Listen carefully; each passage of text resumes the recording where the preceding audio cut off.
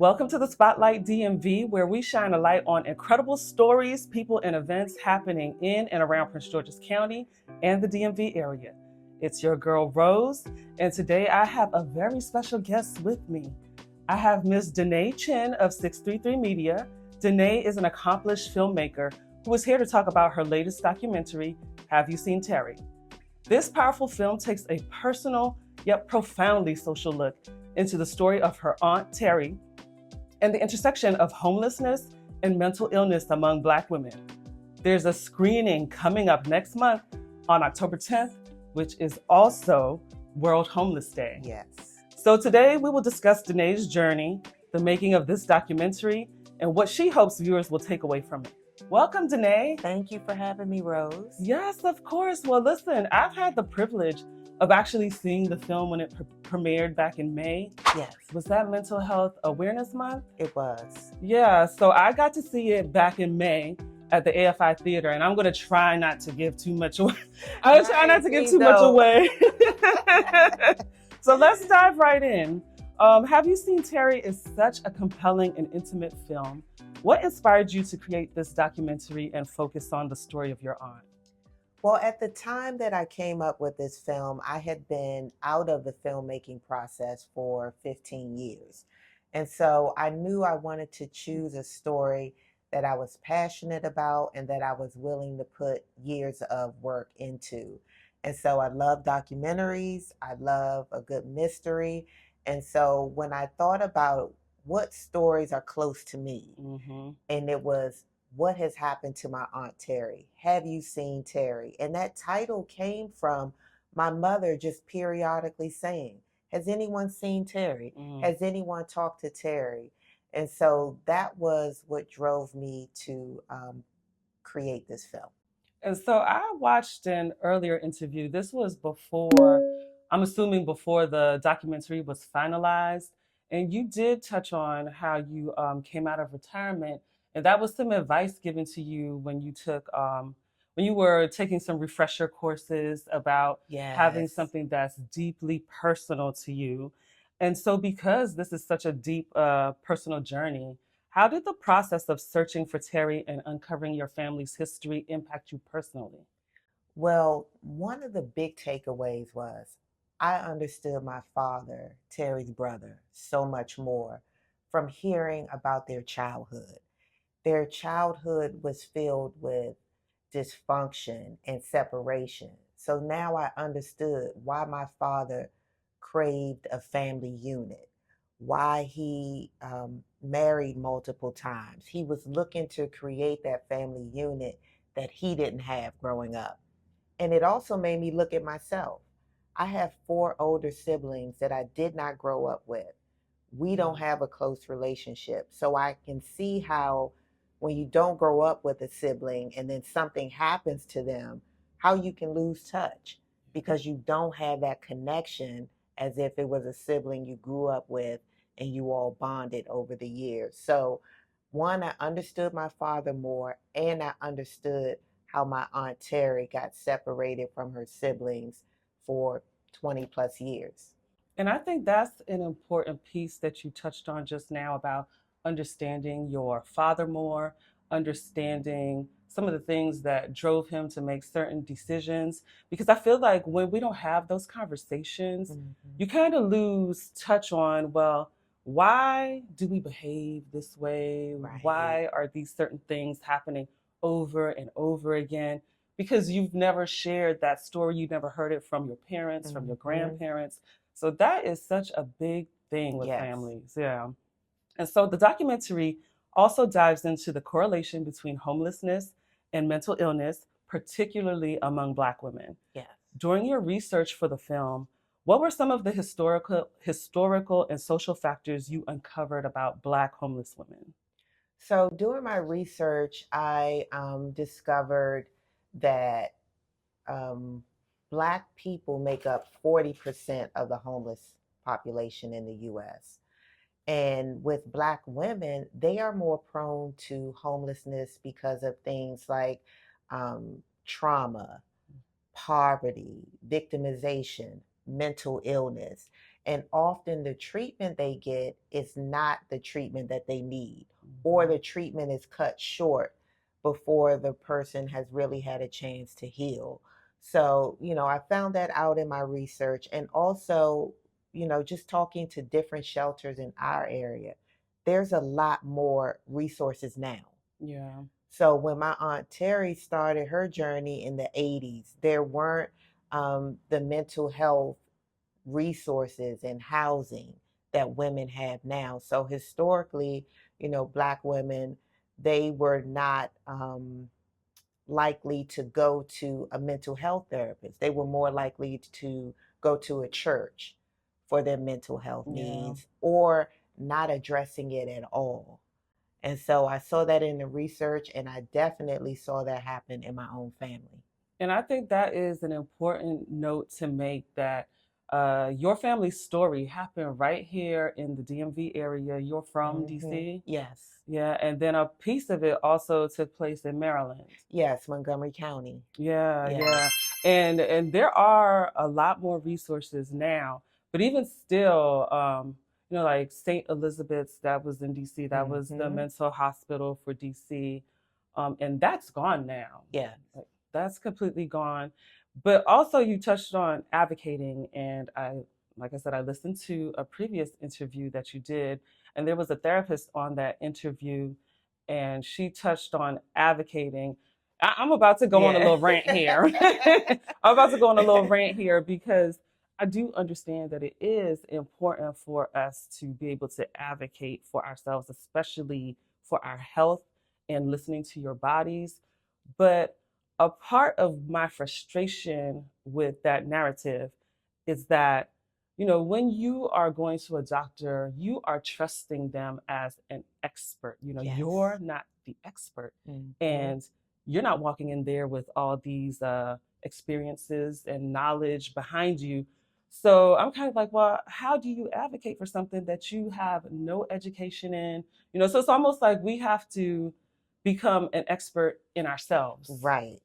And I'm just thinking about an experience I had earlier this year where, I was having issues with my arm and my wrist due to my workouts, and I go see these specialists and they order all these tests, and really I didn't advocate to say, why are you ordering this test? What is this for? You go to a doctor and you're assuming they are the expert. Yeah. So you want to listen to them because you want to get better. But we have to ask more questions. That's what I took. That's what I took from my experience. Why are you doing this? What is it going to do? How is this going to help me? Is it going to solve my issue? Or are you just ordering tests because that's just what you all do? Or, so yeah, we do have to be our own advocates, where you want to go to a doctor because you trust them and you're hoping that they're going to heal you, but it's just not always the case. Right. And I'm very lucky. I have a sister that is in healthcare, and she has become my own personal advocate. I'm at the doctor. I'm like, okay, this is what they're saying. This is what they're saying. What do I need to ask them? And I even offer her out to other people. Shout out to my sister. I love you, girl. I'm like, listen, my sister can come with you, or, if you are willing to share, and she can help you navigate. But I think that also too speaks to how we kind of need to operate with each other. I know that there are professionals that do this, that help people navigate and things like that. So don't be afraid to ask for help, y'all. Do not be afraid to ask for help. Questions. Yeah. So what were some? Well, actually, before this, the way you intertwined your personal story with these broader social issues was very compelling. How did you navigate blending your family's narrative with the wider social context in the film? Because I know, when I think of talking about experiences, there may be some family members, and they're like, why are you telling all our business? Like, we don't want you talking about this. And so I know even some stories, I might be telling it from my personal point of view, but it impacts other people. Right. So how did you navigate that? So there were 9 siblings, and including my father, only 3 participated. So I had a few, 2 aunts who just declined to participate in the film. One of them felt like you just said, well, you're putting our family's business in the street. Well, my grandparents are deceased. They've been deceased for 20 plus years. They're not going to be affected by this Yeah. story. And the siblings, yes, we are sharing some of your story, but it's to help people. It's not like we're just airing dirty laundry for no reason. There was a message and a reason behind it. So, how I blended the story, I knew I was going to interview siblings, but then I also brought in social workers, Mm-hmm. people who work in shelters, police, private investigators, formerly homeless women, current women experiencing homelessness, because I knew all of their input would help us understand Aunt Terry and other women who are experiencing the same challenges as my aunt. Yeah, I absolutely love that, you know. And it is important to bring in other people to help shape the story because Yes. like you're saying, it's not just your family that Mm-hmm. is affected by homelessness, by mental illness. This is something that in the past we was, oh, he's special, or they're Right. touched, or we didn't Mm-hmm. know how to have these conversations, Exactly. how to tell each other, okay, you know, we need to have a little more empathy because this person, they are, you know, they, I don't want to say different, I don't even know the word to Right. use in order, but that's where the experts come in to help you navigate that Right. and how To to speak about understand it. terminology, because, when I was growing up, people would just say, oh, they're crazy. Yeah. It was Yes, there yes. was no shame in people using that term. And even as a little girl, I knew there was something different about my Aunt Terry.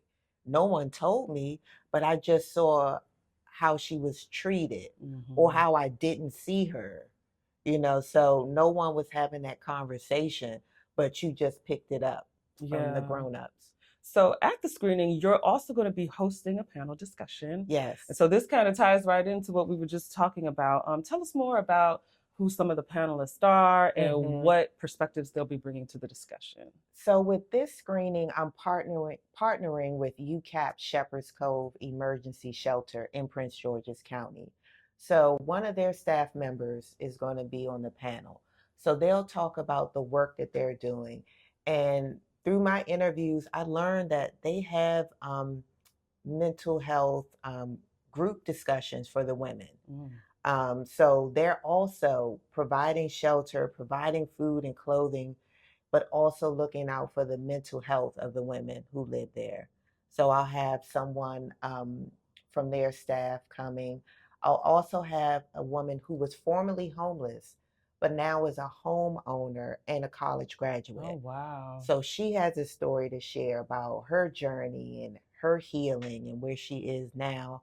And then we'll also hear from a mental health therapist who will share with the audience about getting past the stigma of mental illness being like a physical illness. Mm-hmm. If something is bothering you in your body, you go to the doctor. So if you are having emotional challenges, there's no shame in going to see a therapist about that. So we'll hear from her, and then I'm also on the panel to answer questions about my journey and my family. Okay, I love that. And I love that you are bringing in resources that are available right here in Prince George's County. Yes, Because when I did go to the premiere in May, and that was in Montgomery County, and so you did have resources from Montgomery County as yes, well. So, folks, you know, it's important to come out and to support, and especially if you are looking for resources, there will be resources here, right here in this county, that are available to help you navigate. So yes. yes, it sounds like an insightful discussion. Hmm. And so, what do you hope viewers will take away from Have You Seen Teri? So, what I hope viewers take away is a change perspective on the homeless women and men that you come across, because there's a reason they're there. There's Mhm. a story. And so maybe we can show them more compassion, more understanding. And this may propel viewers to want to volunteer or to donate, because there are a number of shelters in the DMV area. and they could always use volunteers. They could always use donations. And hopefully, also, if there's a viewer who has a family member like my Aunt Terry, don't think that there's nothing you can do. Yeah. You can't make people get help, but you can let them know there is help. Or maybe you want to go on the journey I did and find that family member that no one has seen in a number of years. Because, I don't have any training in tracking down people, but there are so many resources. Mm-hmm, I mm-hmm. started on the internet. I made connections with this agency and they sent me to another agency.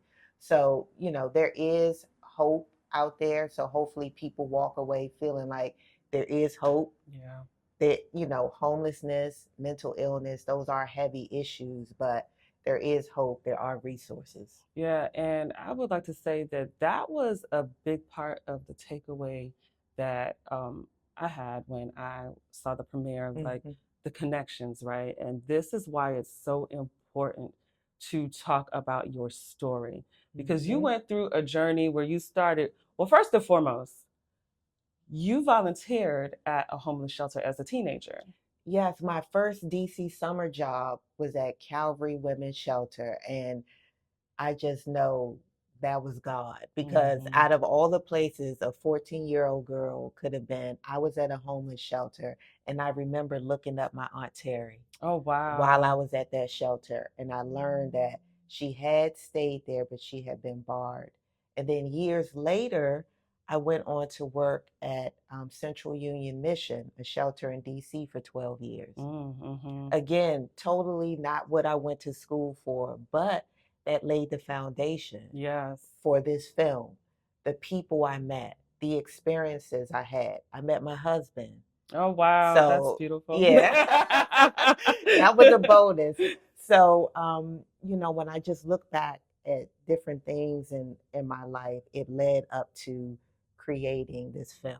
Yeah, and so that's where I was going with it. There were a lot of connections throughout the years.